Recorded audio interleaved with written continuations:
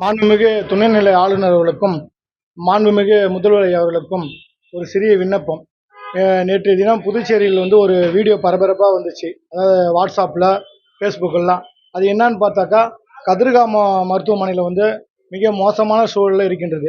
அதாவது ஒரு மது பாரில் எப்படி குடிச்சிட்டு பாட்டிலெலாம் சிதைந்து போய் கிடக்குமோ, அதுபோல் ஒரு அரசு மருத்துவமனையில் இதை போல் மது பாட்டில்கள் சிதைஞ்சு போயிருக்குது. ரொம்ப குப்பை குளம், அசுத்தமான சூழல் இருக்குது. ஒரு நோயாளி குணப்படுத்துறது தான் அரசு மருத்துவமனை.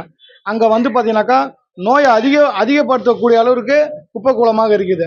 இதை அரசு கவனத்தில் எடுத்துக்கொண்டு அந்த அதை யார் கண்காணிக்கிறாங்களோ அந்த நிர்வாகத்தினர் மீதும் அந்த இயக்குனர் மீதும் தகுந்த நடவடிக்கை எடுக்க வேண்டும். ஏன்னு கேட்டால், மருத்துவமனைக்கு வரவங்க நோயற்ற, அதாவது நோயை குணப்படுத்த தான் வராங்க. நோயை உள்வாங்கி கொண்டதுக்கு அங்கே வரல. ஆனால் அதை போல சூழல் தான் இருக்குது.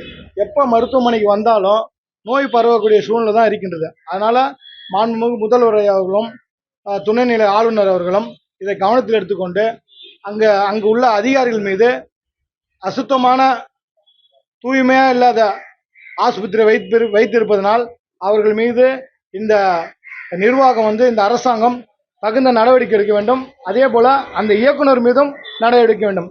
அப்புறம் கண்காணிப்பாளர் மீது நடவடிக்கை எடுக்கும். மேலும் ஒரு தனியார் மருத்துவமனையிலும் அதை கிளியராக வச்சுக்கிறாங்க ஒரு ஹாஸ்பிட்டலில். ஆனால் ஒரு அரசு மருத்துவமனை அதில் சம்பளம் வாங்குறாங்க. அரசு சம்பளம் வாங்கக்கூடியவங்க அதை சரியான முறையில் கவனிக்காக விட்டதுனால இன்றைக்கி அது ஒரு மதுபார், அதாவது ஹாஸ்பிட்டல்னு சொல்கிறத விட ஒரு மதுபான கடன் தான் சொல்லலாம்.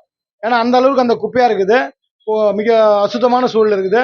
அதனால் அரசு மருத்துவமனையை ரெஸ்டோ பார் ஆக்காமல் அது அரசு மருத்துவமனையாக இருக்க வேண்டும் என்று இந்த புதுச்சேரி மக்கள் சார்பாக மாநில துணைநிலை ஆளுநர்களையும் மாண்புமிகு முதல்வர்களையும் கேட்டுக்கொள்கின்றேன்.